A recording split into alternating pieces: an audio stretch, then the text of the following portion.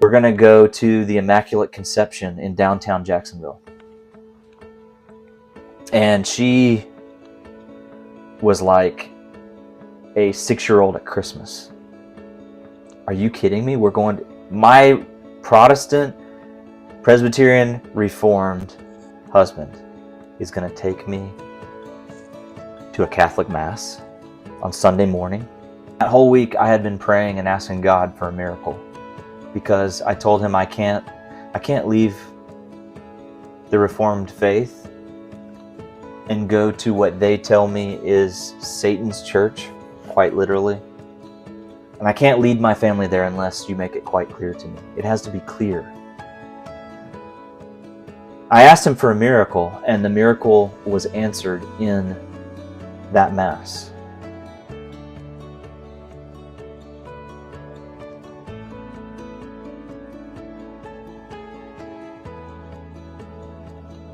Welcome back to Embracing Tradition. Today I have a very special guest for you, my husband, and he's going to walk you through his own conversion story to the Catholic faith. Okay, let's start from the beginning. Can you tell me a little bit about your background? Yes, so I was born into an independent fundamentalist Baptist church. We were King James only. Women didn't wear pants. We only sung hymns. We were pre-tribulation, rapture ready. We were very fundamentalists. And I don't want to speak too negatively about them, because they did help me in the foundational beginnings of who God is and what the Bible is. They taught me that the Word of God is the ultimate authority. And I'm very thankful for that understanding that I've had my whole life. And another thing that they've taught me was that church attendance is of utmost importance. My parents it was never an option if we were going to go to church or not. We woke up on Sunday morning and we went to church. We didn't wake up on Sunday morning and have a debate on whether or not we were going that day, or if everybody felt like they were going to go. We just assumed that we were going. And that is a gift that my parents gave me, because as I became an adult, I carried that with me. I didn't have to, discern whether or not we were going to go that day or not. It was just the Lord's Day, and that's what you do on the Lord's Day. And so I'm very thankful for many other things about my upbringing and about being raised as an independent Baptist. Those are some of them. But as a young boy, I was listening to a message at youth camp, and I felt very strongly that God was calling me to the ministry. That's how they would have called it. I surrendered my life to be a preacher boy, and I took the little stick and I threw the stick in the fire, at youth camp, which meant that the stick represented my life and the fire was God, and I was submitting my life for however God wanted to use me. So I come home from camp and I tell the church, and I tell, my family and the pastor, and of course, in good independent Baptist fashion, the pastor has me preach. I believe it was the next Sunday, next Sunday evening. I'm preaching my first sermon at 12, 13 years old. And it was terrible, so bad. But that's what I did, and that's the culture I was raised in. You fast forward several years, and I'm trying to figure out what I'm going to do for college. I've graduated high school, and I still felt this inward desire to be a pastor, to preach, to be in ministry. The way that they would have said it was surrendering my life to full-time service. And so I looked at different colleges, different seminaries, and I went to Pensacola Christian College, which is a very large, I think when I was there in the early 2000s, there were upwards of 6,000 students there in Pensacola, Florida. And they were very strict, fundamentalist, King James only Bible college. And I studied missions and Bible studies. That was my bachelor's degree. I was going to be a pastor. Well, as I was there for a few months, I think it was the first or second semester I was there, we were introduced to missionaries in the missions conference. And I was able to go to Honduras, Central America, and meet some wonderful missionaries that are still there serving the Lord in Honduras. And I surrendered that I would do that too, that I would join them. And so I started focusing on missions. I started learning Spanish, and I was going to serve the Lord in Honduras. Well, I graduated from college, and I was spending my summers and several months at a time in Honduras, and I was raising support to be a missionary with the Independent Baptist Church. And that's where I met my wife. We were married, and that's what we were going to do together. Long story short, we didn't end up being full-time missionaries to Honduras, but instead we accepted a call to a church in Houston, Texas, to be the youth pastor of the church there. And it was really in Houston that I started, I don't want to use the term deconstructing because that has a kind of a weird connotation right now. People are deconstructing from the faith, and that means that they're just really not Christians anymore a lot of times, not always. But I started questioning, what are all of these doctrines that we hold dear to us as independent Baptists? And a lot of them weren't making sense to me. A lot of them didn't line up. And so, one of the big mantras in the Independent Fundamentalist Baptist Church is the old time religion. You can find them talking about old paths, and they pride themselves in being the old paths religion. Oh, thus saith the Lord, stand ye in the ways, and see, and ask for the old paths. The old paths. And I thought that the Independent Baptists were the old paths. That's what we were being told. And so, as I'm a youth pastor in Texas, I'm hearing songs like, give me that old time religion. Give me that old time religion. Give me that old time religion. And we sing that all the time. And I thought that what we had was old time religion. Well, what I discovered was we had like 1950s religion, maybe 1960s, 1970s religion. But what we most definitely didn't have was old time religion. Nothing that is a key doctrine of the Independent Baptists, none of their key distinctives that makes them Independent Baptists, the things that make them different from another denomination, none of those things are old time. Those doctrines go back to very recent history. This was kind of confusing for me. I started looking back in church history. Well, I had a young man that was about my age, and he was a really good friend, a godly young man. And he started challenging me on some of the books that I had in my library. Charles Spurgeon, a lot of the Great Awakening preachers like Jonathan Edwards and George Whitefield and some of the others. And he started saying, like, that all of those guys are Calvinists, right? And I was raised to hate, to abhor Calvinism. Independent Baptists believe that, most of them at least, believe that Calvinism is the greatest heresy of our day. And so I was vehemently opposed to what he was telling me, but I didn't know how to argue against it. The Independent Baptist world that I was raised in is very anti-intellectual. They kind of pride themselves in not really reading books, but only reading the Bible. And that sounds great. If you're an Independent Baptist and you hear that and you think, well, yeah, what's wrong with that? Well, really what happens is people are just reading the Bible. They're not reading what any of the church fathers or what any of the reformers or what anybody else in church history has said about the Bible. They are coming to the Bible with their 21st century lens. And so it sounds okay, but whenever you dig a little bit deeper, I think that you discover that what they actually are, they are intellectually lazy. I'm not trying to be disrespectful. That's my opinion. I will also clarify, there are a lot of Independent Baptists that aren't. I know several that I could list off the top of my head that are friends to this day that I respect. And they're not intellectually lazy. They do research. They do read and study. And so that's not an overgeneralization, but for the most part, the majority of the independent Baptist movement, they're incredibly anti-intellectual. They don't write books, they don't read books, they just read the Bible. That's all they need. So as I'm trying to discover this old-time religion that's really 1950s religion or so, I'm being confronted with Calvinism, which is much older. Calvinism began in the Protestant Reformation. We can go back 500 years, and so I'm being told by the Reformed guys that this is what the early church taught. This is the roots of Christianity. The Reformation saved us and brought us back, the church back onto the right track, and this is the track that we're on. This is old-time religion.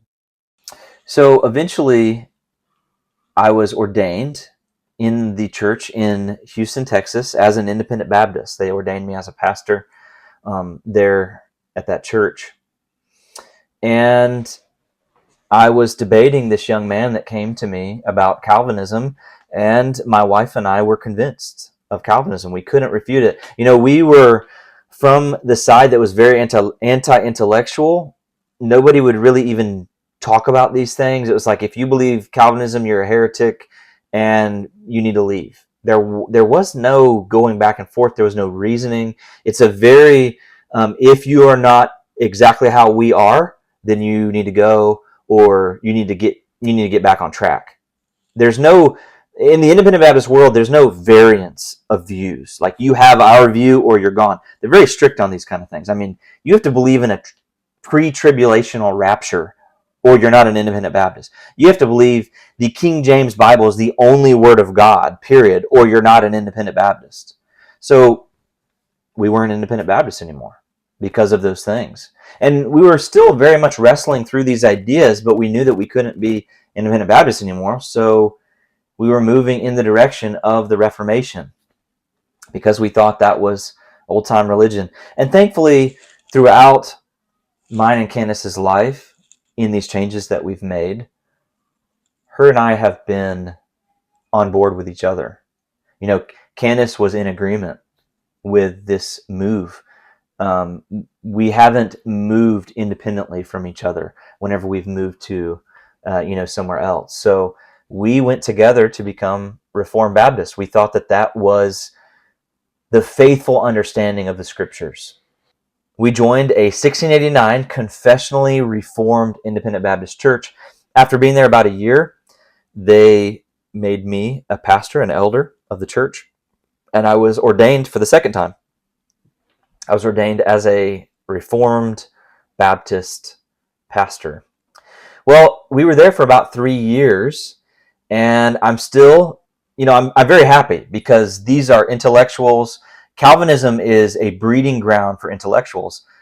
It's very attractive that they have a lot of answers. They have a robust system. They have books and books and books that you can spend a lifetime reading, and you're never going to run dry on reading Reformed books and having good answers to difficult questions. The Reformed faith offered all of that, where the Independent Baptist Church, didn't really have good answers for some of these questions. And so as I'm diving deeper into this old-time religion, I'm discovering that 99% of our libraries as a Reformed Baptist are full of Presbyterians. All of the great men of the faith that we looked up to, they were all Presbyterians. There's kind of a joke that was going around. I think I saw a meme a few years ago that if a pastor has a library full of Presbyterians, what denomination is he? He's a Reformed Baptist. And as I'm reading Calvin, with my Reformed Baptist pastor, we're reading the Institutes, and we agree with everything except, we skip over the part about church government and we skip over the part about baptism. But everything else, we think we're in agreement with Calvin. We are Calvinists. But yet, two major foundational doctrines of Calvin are church government, Presbyterian church government, and infant baptism. And as Reformed Baptists, we saw that as a carryover of Roman Catholicism. So we cannot baptize our babies. We can't do it. Well, I was there for about 3 years, and Candace and I both were convinced of the understanding that we needed to baptize our children. Our children were not baptized. And so we convert to be Presbyterians. That was not a difficult move because all of my heroes in the faith, John Calvin, all of the Knox, the Reformers, the Presbyterian giants, the Puritans, they're all Presbyterians. And so making a move to be a Presbyterian, that was not a big deal for me. Theologically, it was a big deal for the Reformed Baptist church that we were in. Huge deal for them. Like a massive betrayal to go from Reformed Baptist to like all of their heroes was a huge betrayal. So we become Presbyterians. We join a PCA church, a Presbyterian church, and after being there about a year, the church hires me as a minister or a director of youth ministries. I become a youth pastor again. And they also very graciously, the church was very good to me. They offered me a salary, but they also offered to pay for my way through seminary. And so I started going to seminary in order to be ordained for the third time, to be ordained as a Presbyterian minister. I studied at Greenville Presbyterian Theological Seminary for 2 years. I was halfway through my MDiv as of this last semester. And while I'm there, I am being bombarded by my wife. Why are you laughing?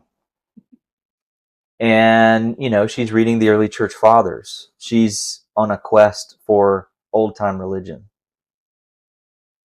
What is true? What did the early church believe? And why do these early church fathers sound like something very different than what we believe? And so she starts asking me these questions. Well, a lot of the questions were very annoying to me because we had found our home. I was 2 years into, well, the questions began earlier than 2 years, but I was on my path in seminary to become ordained in the Presbyterian church, ordained for the third time, the final time. Three's got to make it, right? I can't do this again. This has got to be the home. Like, we can't just keep doing this. I'm worried about instability for my family. We have 5 young children. I'm worried about like bouncing all over the place. And I have friends and family that are concerned with our move into Catholicism. Spoiler alert, that's where this is going. The title probably told you that. But they're worried about our move to Catholicism because they've seen us move all through Independent Baptist to Reformed Baptist to Presbyterian and now Catholics. And they're concerned for our children. And I'm like, yeah, I understand. Valid points. I'm not, my family that's concerned about my children, I hear them. I get it. It's concerning to me. Like, I don't want to do that. I don't want to make this confusing for my children. It's been one of my biggest concerns too. As a Presbyterian, my wife is, bringing me these questions, and I'm like, we can't do this again. We can't do this again. I'm finally going to be able to be a pastor once again in just a few years. And if we go this route, I'm not going to do that. Like, I can't be a priest. I've got a family. I'm married. I've got children. I can't do that. So it's a really big struggle for me. I think there was a mental block when she's bringing me these questions. There was a mental block that I had because, for one, we're a one-income family. So I provide all the income for the family. She keeps our 5 children, and she homeschools them. She takes care of them.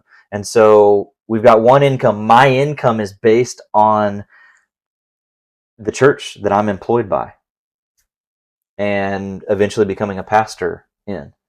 And so there's a mental block I have here. How can I abandon this? And what are we going to do?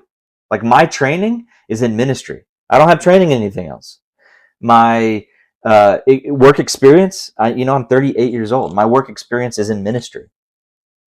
What am I going to do? And so I did have a severe mental block, and I'm hearing her. I'm reading the early church fathers. I'm in seminary, and I'm taking an early church history class. And what do we have to read? we have to read St. Ignatius Against Heresies. And we're not just reading clips from it. We're not, cherry picking quotes. We're reading the primary source. And Candace is bringing me questions. She's reading it too on her own.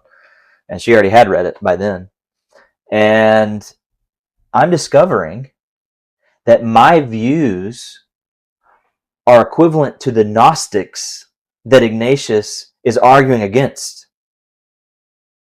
And Ignatius is arguing against them like a few decades after St. John the Apostle dies. He's right after John the Apostle. This is the early church. And the Gnostic heretics are teaching that the Lord could not possibly be present, really present in the Eucharist. It's not really Jesus. Why? Well, because they have this view that everything physical is bad. It's evil. And so the only good things can be spiritual things. And I know that you can research what Gnostics believed, but whenever we read Ignatius going against them, it is basically the Protestant view on the Lord's Supper. And the Protestant view lines up with the Gnostics, not with the Church of Jesus Christ that Ignatius is defending. And so this is really troubling. I'm struggling with this. I'm struggling with things like the Lord's presence in the Eucharist. The Calvinist view, which is closer to the early church, again, we're getting closer to old-time religion, and Calvin's view was that Christ is spiritually present in the Eucharist. And also interestingly, he doesn't do it like twice a year. Calvin has the Lord's Supper every Lord's Day. It's weekly, and because it was important to him.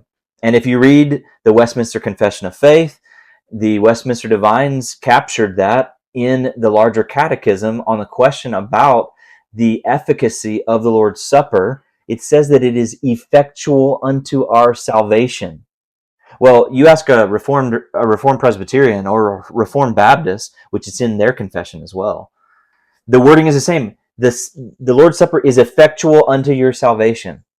But if you talk to most Presbyterians today and you ask them, is the Lord's Supper effectual for your salvation? Most of them would be like, no. What? No. Jesus saves us. The Lord's Supper doesn't save us. In no way does the Lord's Supper save us. Well, is Jesus present in the Lord's Supper? The learned ones, the ones that went to seminary, the ones that are well read, those will probably say that, yes, the Lord is spiritually present in the Lord's Supper. But he's not truly present. He's not really present. He's just spiritually present. But I think that we could admit that the Calvinist view is closer to the historic Catholic and Orthodox view than the modern Protestant, evangelical, and independent Baptist memorial view. So I'm taking a step in the right direction, but it's not there yet. It's not there yet. The early church unequivocally held that Christ was truly present in the Lord's Supper.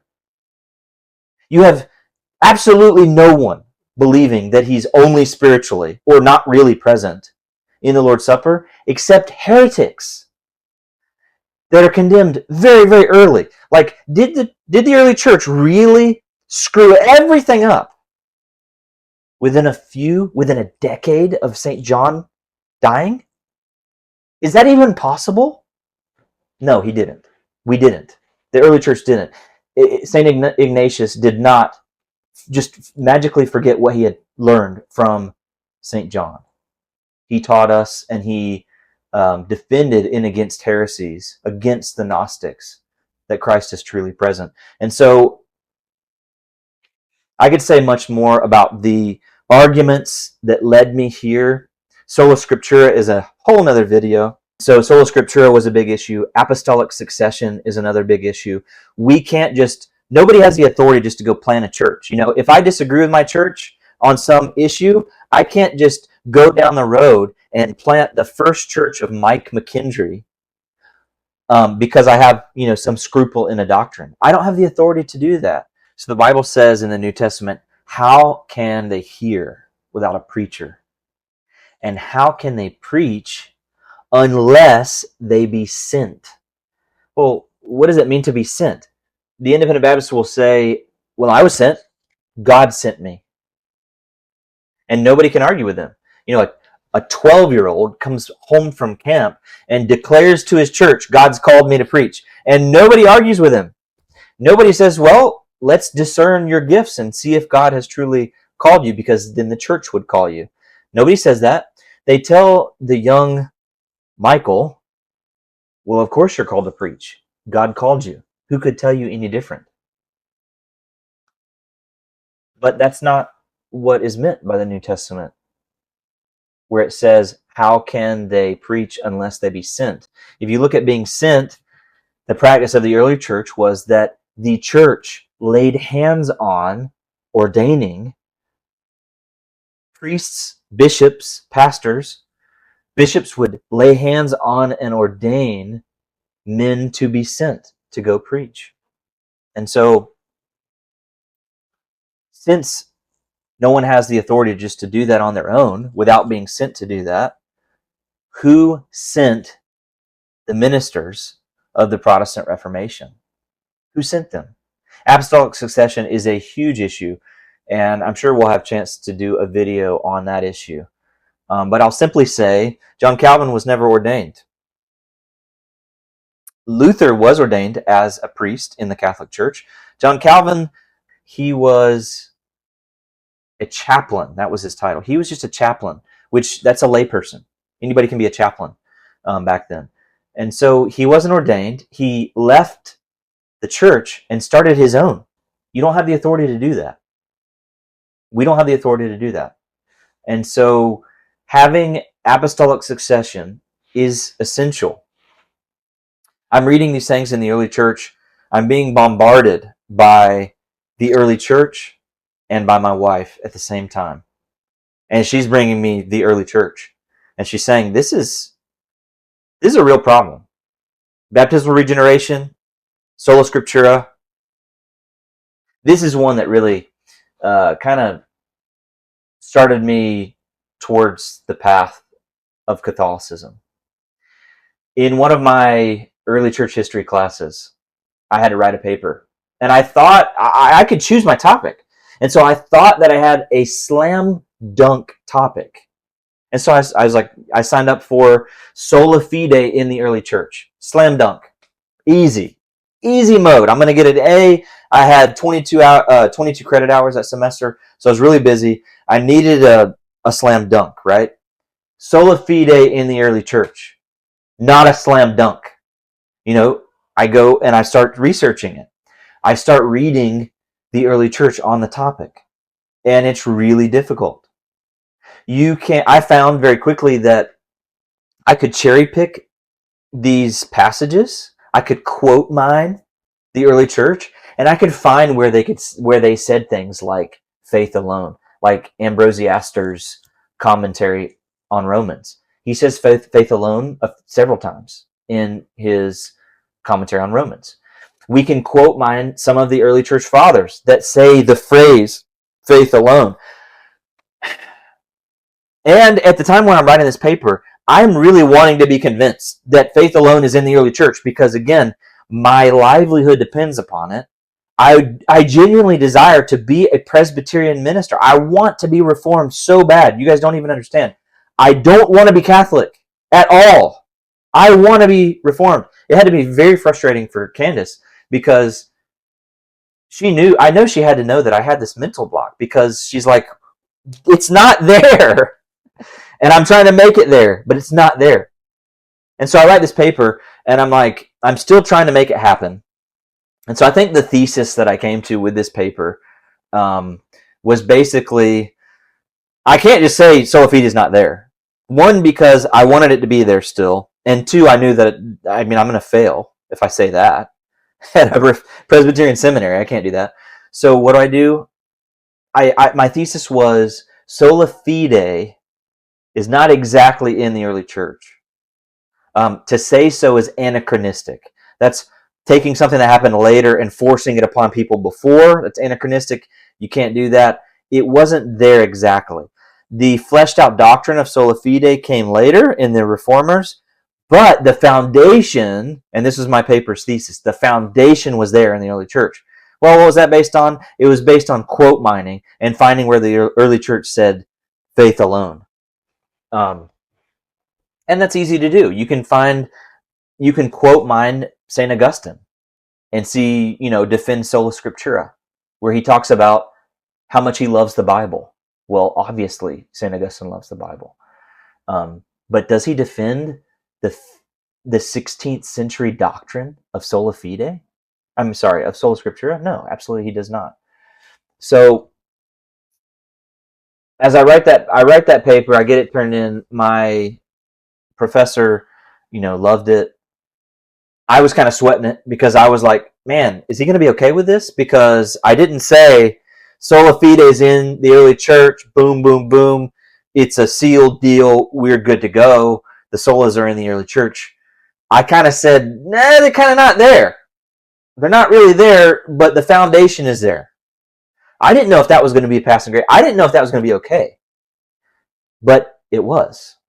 Being honest with it, though, I think if you are a Presbyterian, if you're a Reformed, if you're a Reformed Christian, and you're honest with, going to Ligonier Conference, and you're honest with hearing the preachers that are preaching about the Reformation, that's not what they're telling you. They're not telling you that sola fide wasn't really in the early church, but the foundation and the foundational, the bottom layer was there, but later on it was fully developed into sola fide. Nobody's saying that. They're saying sola fide is in the early church and that's why we believe it. That's not true. That's a lie. My paper saying that got an A at a Presbyterian Reformed seminary. That's a problem. And so you can do the same thing with baptismal regeneration, although that's way more one-sided. Nobody had any view other than baptismal regeneration for 1,500 years. Nobody had any other view except the real presence of Christ in the Eucharist for 1,500 years, except heretics, Gnostics. It's a real problem, So I think it came to a head when, I know that Candace wants to be in the old-time religion, true old-time religion, true old paths. She wants to go to a church where the Lord is present in the Eucharist. And I know this, it's in the back of my mind, but she had agreed to following me. She agreed to submit to the authority of me as head of the home. And that weighed on my shoulders a lot, because I knew that I had to stand before God based on how I led my wife and my children.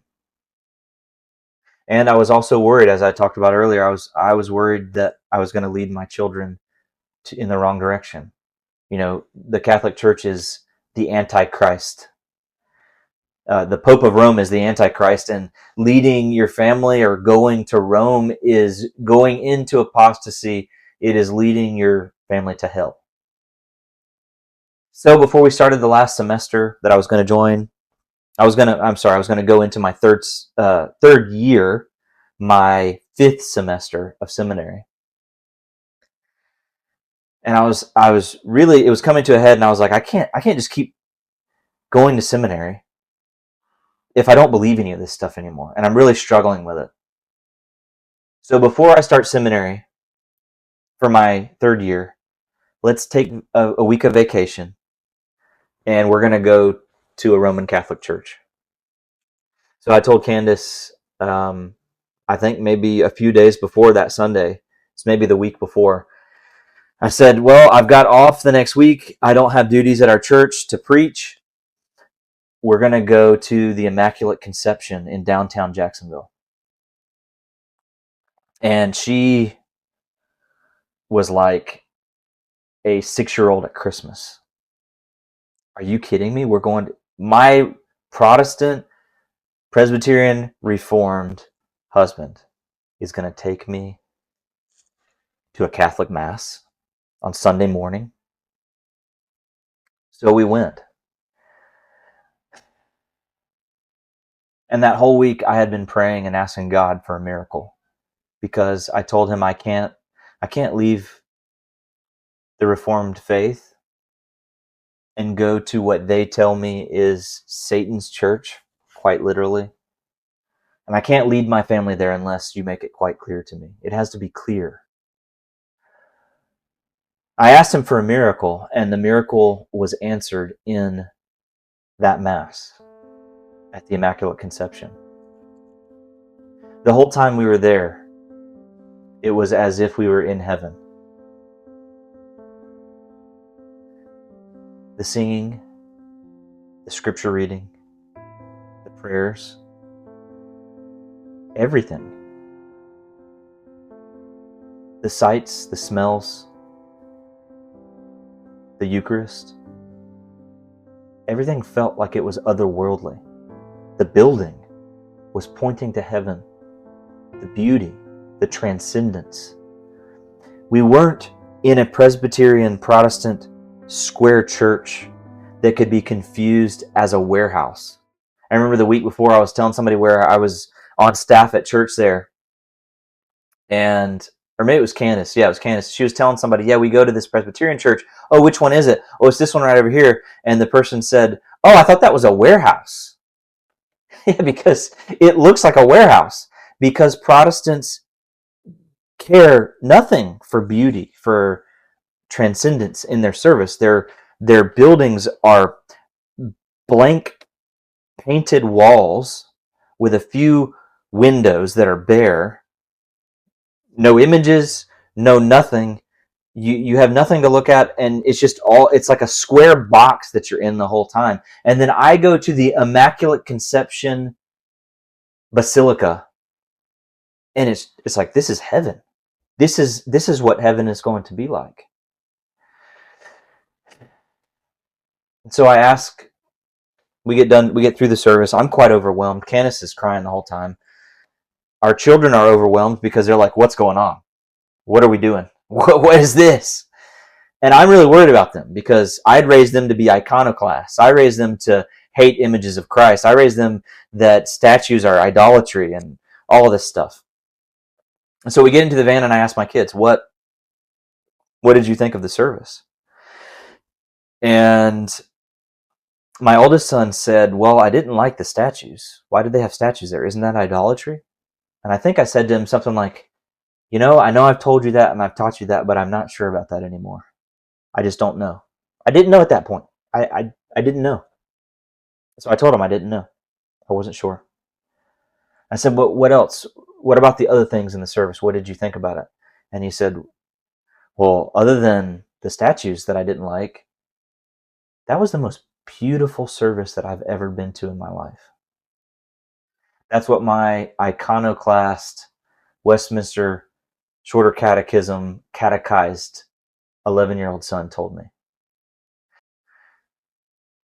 And so I looked at Candace on the car ride home, and I said, what are we doing? Everything I've ever been told about the Catholic Church is a lie. Every single question, every issue that the Protestants have told me my whole life, Catholics believed in work salvation. Okay. Catholics don't believe in grace through faith. Okay. Catholics believe baptismal regeneration, and what that means is that you just get wet and you automatically go to heaven.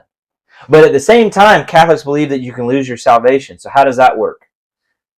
Baptism automatically saves you, and everybody that's baptized goes to heaven, but also you can lose your salvation and go to hell. And those are both problems that they see as weaknesses in doctrine. But they contradict. That's not true. That's not what the Catholic Church teaches. None of those things. And each one of these issues, as I've dived into them, I've had to hear the church's position from the church, hear them explain them themselves. And every single time I've opened my eyes to see what the church teaches, not only does it line up with the early church fathers, not only does it line up with the scriptures, but it makes perfect sense.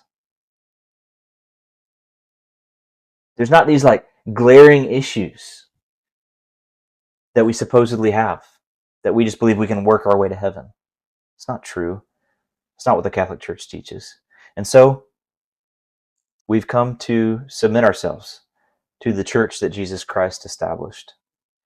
So I'd like to end, in this way, that what we've been told as Protestants in America, this is a Protestant nation, what your job is as a Christian in America, as a Protestant, what your job is to figure out and find the church that most closely aligns with your private interpretation of the Bible.